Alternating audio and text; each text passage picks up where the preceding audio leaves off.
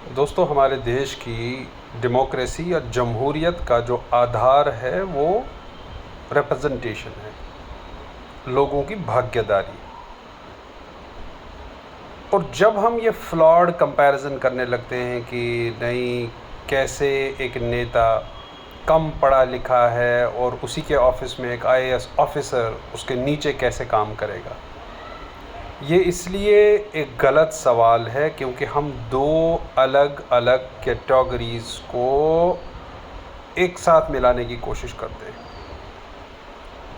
Political leader का, politician का, जो बाद में किसी कॉन्स्टिट्यूशनल पोस्ट पे हो, उसका एक अलग मैंडेट है। और जो आईएएस ऑफिसर है, फॉर एग्ज़ाम्पल, जो सीए है, जो टाइपिस्ट है, फॉर एग्ज़ाम्पल, ऑफिस में, वो अपने क्वालिफ़िकेशन को लीडर की क्वालिफ़िकेशंस के साथ क्यों कंपेयर करें, या लोग ऐसा क्यों करें? क्योंकि दोनों के रास्ते अलग अलग हैं, दोनों का काम करने का जो कैटेगरी है, जो मैंडेट है, वो अलग है। और भारत की, जैसे मैंने कहा, जमहूरियत का आधार है रिप्रेजेंटेशन।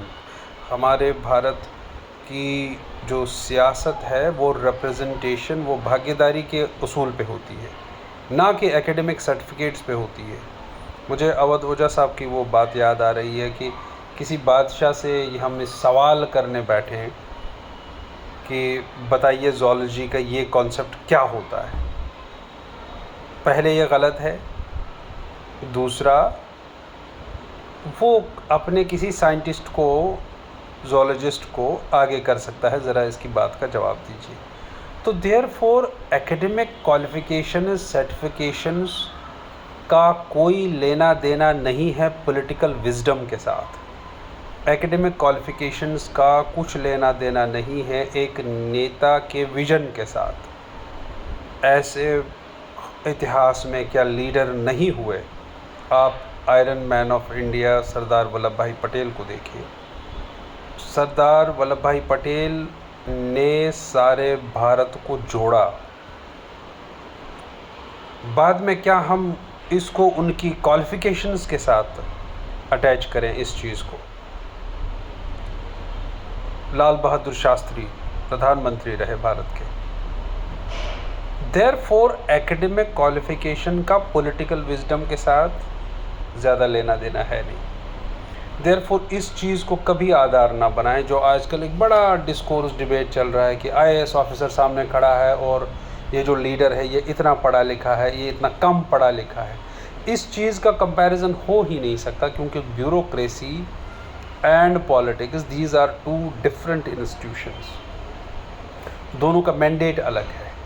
आप क्या चाहते हैं कि एक पॉलिटिकल लीडर जो है, क्या उसका काम टाइपिंग करना है, या क्या उसका काम पॉलिसी को फ्रेम करना है, क्या उसका काम ड्राफ्ट लिखना है? नहीं, उनका काम अलग है और ऑफिस का काम अलग है। इन चीज़ों को जब हम मिलाते हैं तो हम बड़े एक डेंजरस कंपैरिजन में आ जाते हैं जो आजकल चल रहा है। सब कुछ एकेडमिक क्वालिफ़िकेशंस नहीं होता। पॉलिटिक्स में जो रिप्रेजेंटेशनल पॉलिटिक्स हो, उसमें आधार या किसी नेता को जांचने का जो प्रमाण है, या जो एक यार्ड स्टिक है कहेंगे, वो यार्ड स्टिक पॉलिटिकल विजन है। वो यार्ड स्टिक ये है कि वो नेता किस तरह लोगों की ज़िंदगी की जो मुश्किलात हैं उनको एड्रेस करे और आगे फ्यूचर में कितना देख सके। ज़रूरी नहीं है कि उन्होंने कौन से कॉलेज से पढ़ा है और उन्होंने क्या क्या सर्टिफिकेट घर में जमा की है।